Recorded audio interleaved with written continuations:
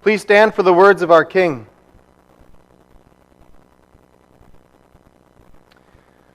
Our gospel this morning is taken from the Gospel of John, chapter 19, verses 25 through 27. Near the cross of Jesus stood his mother's sister, Mary the wife of Clopas, and Mary Magdalene.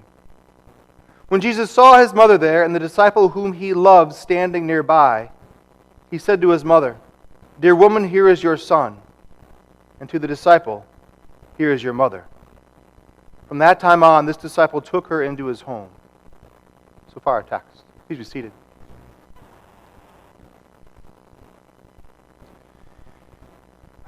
Dylan, could you... Thanks. There you go. It's a great shot of a teenager. I have a few of those. But I don't want to talk about other children. Let's just talk about you as a child and how you were.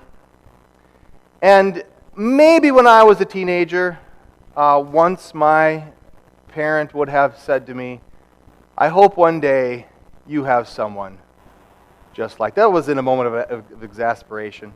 And I have never said anything like that, I don't think, anyway. But let's not ask my kids right now. There's two of them in the room, so it's dangerous. But the point is, you can maybe understand how there's some tension. Is that fair? There's some tension sometimes between teens and parents. It could be somewhat of a tumultuous time in that relationship. And what somewhat makes it hard for us is that we can look back and we can see what we were like. And we carry some of that, man, I did that. And now they're doing it back to me. That's kind of harsh. Well, today we're going to talk about that relationship between parents and kids. Because Jesus had a mom. Her name was Mary. And he took time out of his execution to make sure that she was cared for. And we're going to see that he spoke a word of tender care. A word spoke for Mary, and a word that he spoke for us too. Now, if you look at the crucifixion, could you go to the next slide? One more. There we go. You get to the cross, and all the details that go into it, and it's kind of nice to take a little time to focus on how people were crucified. And you talk about just how painful it was. Most of the time, the nail was driven into the wrist. If the Roman soldiers drove the nail into the hand and then hung the body on the cross, your hand isn't normally strong enough to support your own weight, and it would often rip out. So that's counterproductive. So they would pound it in between the arm bones, right underneath the wrist, and that could bear the weight of a human. Now, there are a lot of nerves that run through your wrist. Part of the problem with carpal tunnel and the tendons there, and there's a little sheath. Well, when you do that, it is excruciatingly painful. And then you yank on it with every breath, because the only way to breathe is to either push up on the nail in your feet, which is also painful, or to pull up on the ones in your wrist for every breath. And he was just flogged, so he didn't have any skin on his back, and it's probably doubtful that the cross was sanded down. Probably the exact opposite was true of the timbers that our Savior hung on.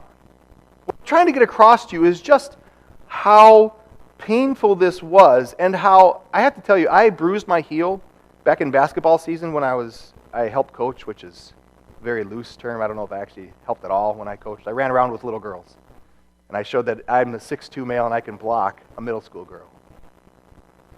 Well, anyway, I hurt my heel, and it's been plaguing me because it'll feel better, and I don't notice it, and then I run, and then I hurt it again. And so I've been limping around. And I was doing a workout, and it was really intense, and I said, my heel didn't hurt. My heel still hurt, but there was something worse, wasn't there? Right? This is what happens in my life. I don't know about you, but I have just a teensy bit of ADHD. So I like to go squirrel and I follow something else. And I'll forget something else that's going on. And one of those things can be important days in my life. I'm a pastor, so I'm going to work every holiday and weekend the rest of my life. And I like it. It's fun. But there are certain days that are really important, such as the second Sunday in May is always Mother's Day. And do you know that I've tried to schedule a council meeting on Mother's Day? most years of my ministry. And then my loving counsel says, Pastor, it's a bad idea. Don't do that. I said, oh, that's right. Good. I knew that. That's good. Well, there are times when I have forgotten things that are important, like a Mother's Day, anniversaries, birthdays, because I get busy and there's other stuff going on. Because that thing that should have jumped into my head, I was distracted. Well, you're Jesus and you're hanging on the cross and you are experiencing pain like no other, like doesn't exist anywhere else. And you take time and you go, oh yes, I remember my mom. That is divine. I don't know how else to say it. How he remembers this woman is amazing. But now, if you go to the next slide, Dylan, jump into her heart once.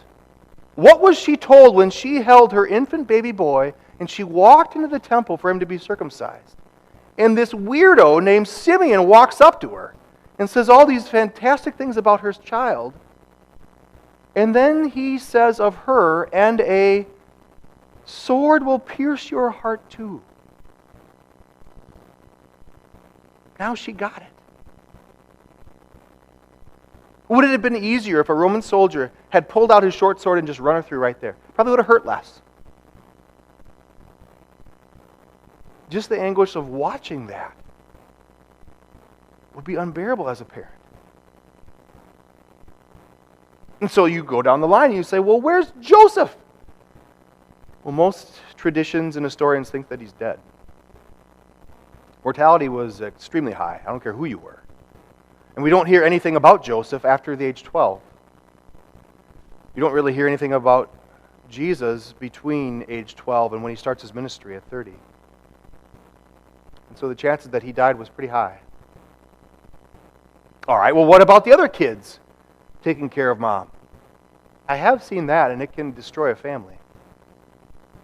It need not, and there has to be communication on the front end for this.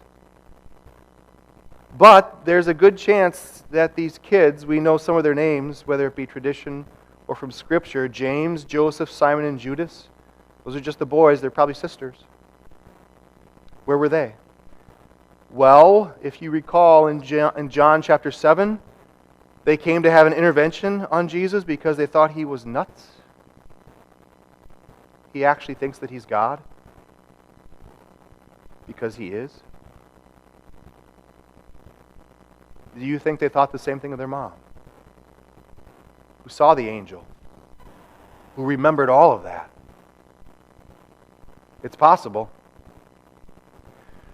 Well, I think if we go a little bit deeper into it, you see that the Gospel of John doesn't give us a whole lot of room. Jesus spoke a word for Mary when he said, "Dear woman, here is your son," and to the disciple, "Here is your mother." He made sure that she was taken care of, but it wasn't just for Mary, it was also for us. I spilled over a little bit into what your life was like and maybe some anniversaries or days that were missed, but I do spend some time when I sit down with every person that joins our church and we go through, and one of the questions talks about honoring your father and mother, and what does that mean? And it can be difficult because I've had children now, 2 of whom are over the age of 18. And one of them has taken on as many responsibilities as humanly possible, even though he's not an adult yet. What does it mean to honor your parents?